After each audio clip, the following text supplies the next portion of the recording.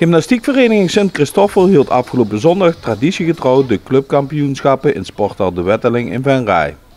Zoals ieder jaar een lange dag voor de deelnemers en de vele vrijwilligers van de vereniging die het evenement doen slagen. We zijn vanochtend om 8 uur begonnen met de eerste wedstrijd en straks rond 6 uur, half 7 zou het klaar zijn. We hebben 4 wedstrijden gedaan vandaag. Er zijn nog ongeveer 225, 250 turners hebben dan een wedstrijd gedaan bij deze clubkampioenschappen. Malu Bos in de dameswedstrijdgroep en Karsten Chi in de herenwedstrijdgroep zijn de nieuwe clubkampioenen. Het niveau is hoog.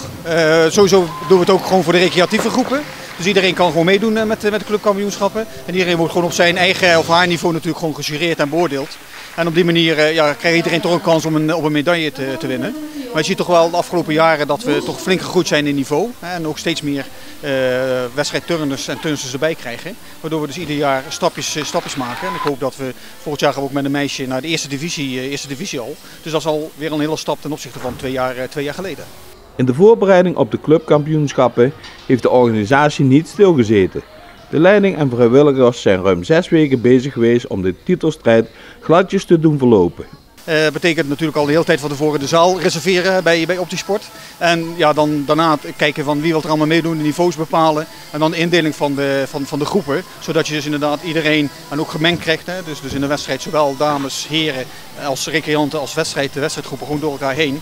Ja, en dat is altijd een heel gepuzzel. Omdat je dus naast de turnsters ben je ook weer afhankelijk natuurlijk van juryleden. Wat vaak ook weer al turnsters van onze eigen vereniging zijn. Voorzitter van Broekhoven is heel tevreden met het reilen en zeilen binnen de club. Met 700 leden behoort Christoffel tot de grootste sportverenigingen in de gemeente Venray.